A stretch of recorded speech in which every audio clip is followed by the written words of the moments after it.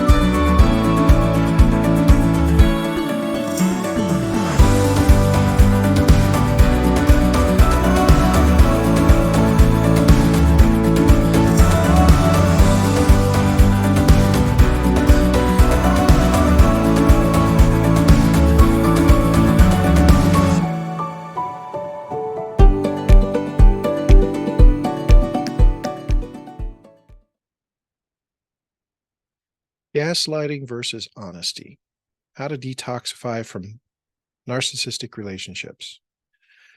Gaslighting is a form of emotional abuse in which one partner, the toxic partner, manipulates the other into doubting their reality, perception, or sanity.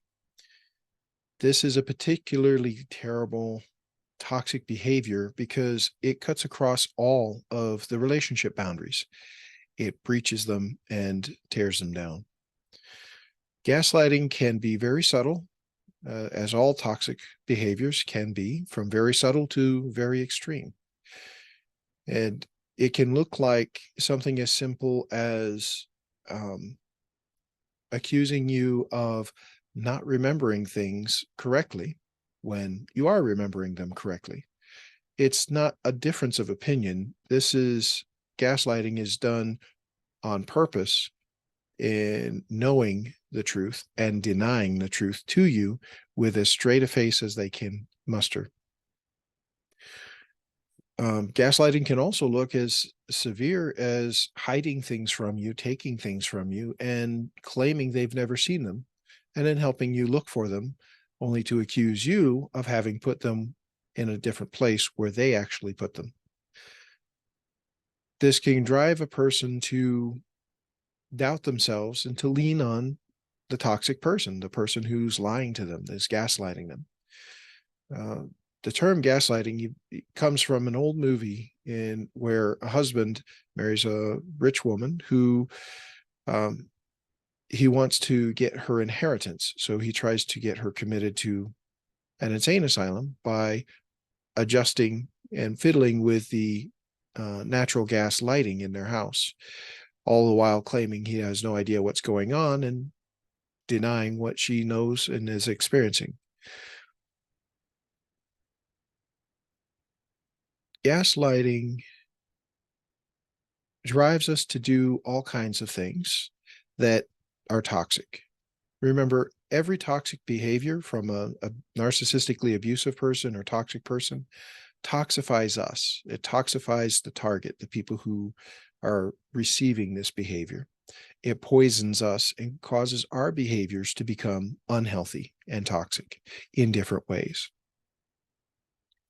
What gaslighting causes us to do is a number of things, and it's going to be a little different for each person, but some examples are causing us to double check and triple check things that we're sure of, causing us to immediately doubt ourselves, regardless of how certain we are, causing us to become anxious and insecure, causing us to not want to make decisions, doubting what we believe is going into our decision-making process. Gaslighting causes us to doubt ourselves because we don't believe that we necessarily understand what it is that's going into making our decisions. We doubt our logic, we doubt our memory, we doubt everything about ourselves if it goes on long enough. A toxic person, a narcissist, will use that self-doubt that they have conditioned us to have as evidence of how inferior we are to them and how superior they are to us, all the while knowing that they're dancing this dance around us and hoping that we don't take the blindfold off and trust our own lying eyes in their words.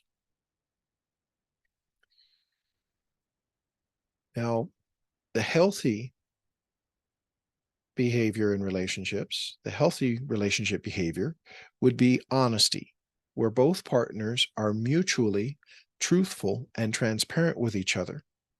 Neither one is trying to play games with the other person to see how much they can get them to doubt themselves. Both people are describing reality as they perceive it and acknowledging differences in their perception. Because let's face it, each one of us experiences the same events from a slightly different perspective with a slightly different filter based on our mental and emotional state, our past experiences, what's important to us and what's not. All of these things go into how we actually experience the same events as that other people are experiencing along with us. And those differences are normal and healthy. And it's true in those cases, two or more people can experience the same thing very differently and all be right about their experience. So what honesty looks like in a healthy relationship is being open to the possibility that we might be mistaken and the other person is not taking advantage of it. They're helping us find the truth in reality, based in reality, not based in fictional creations and stories, but based in reality. For example, looking for the car keys. In a healthy relationship, honesty may be the other person helps us look for the keys. They go through a series of questions. Do you remember, where do you remember having them last? Let's look there first. What's your normal routine when you have your car keys and you get home? And let's start checking systematically and looking for them. It is much more safe and comfortable to be in a healthy relationship. However, when we're coming from narcissistically abusive or toxic relationships, we've been conditioned to experience and respond with toxic behaviors. Honesty can feel very unsettling. It can feel ingenuine. It can feel fake. It can feel untrustworthy, quite honestly.